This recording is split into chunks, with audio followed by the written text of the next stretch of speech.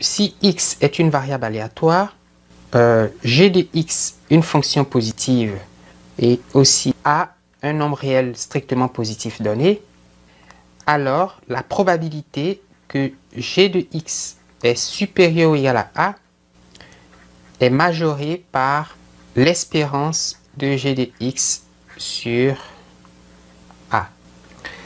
Ça, c'est Markov.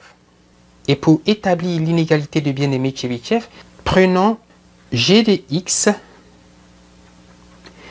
égale à x moins mu, mu étant la moyenne de x, l'espérance mathématique comme on dit, au carré divisé par sigma carré étant la variance de x.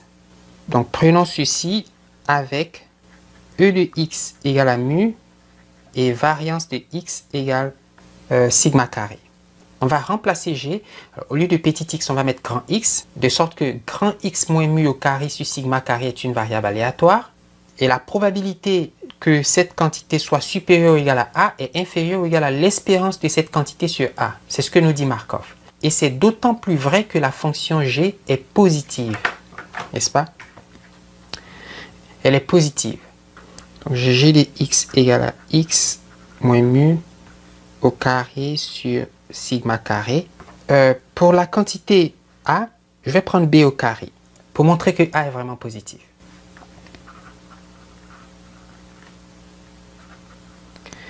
D'après l'inégalité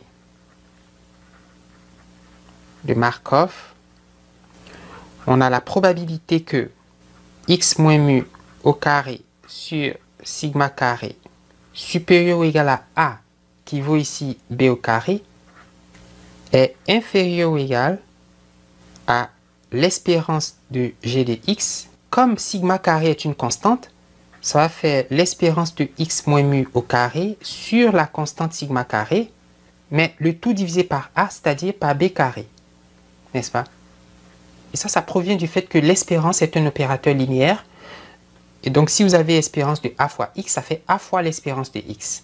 Ici, j'ai l'espérance de 1 sur sigma carré fois x moins mu au carré, ça fait 1 sur sigma carré fois espérance de x moins mu au carré.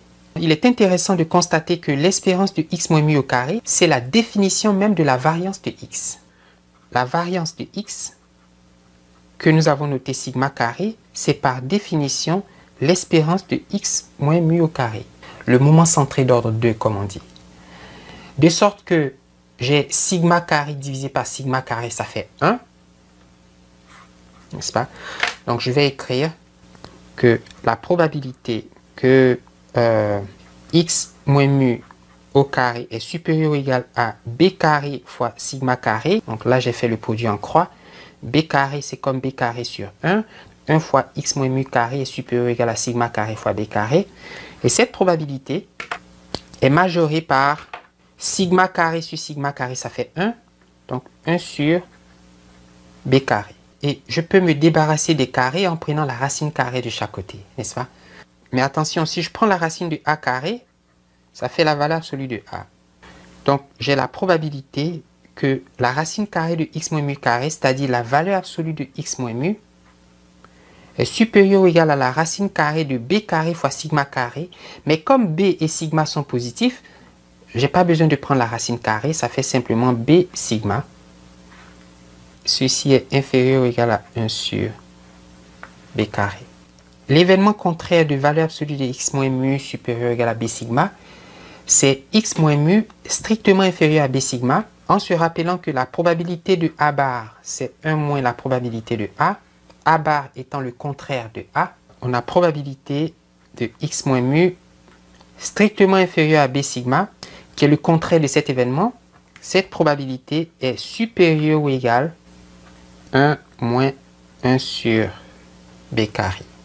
Ouais, il suffit de remplacer ce terme par 1 moins ce terme, et puis avec une petite manipulation algébrique, on arrive à ce résultat.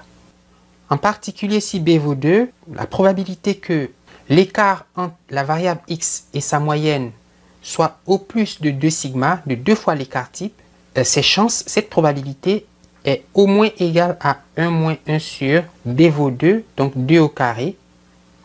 2 au carré, c'est 4. Donc 1 quart, c'est-à-dire 1 moins 1 quart qui fait 3 quarts. Donc 0,75 ou 75%. Donc si vous avez ici la moyenne mu, donc j'ai ici mu plus 2 sigma, et puis ici mu moins 2 sigma.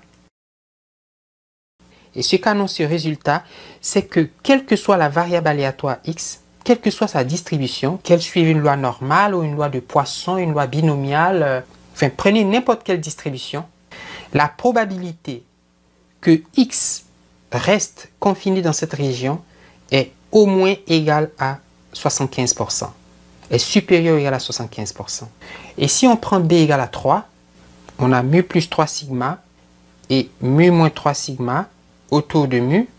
Une borne inférieure de cette probabilité devient alors 1 moins 1 sur 3 au carré, c'est-à-dire 1 moins 1 neuvième, c'est-à-dire 8 neuvièmes, qui fait je ne sais plus combien.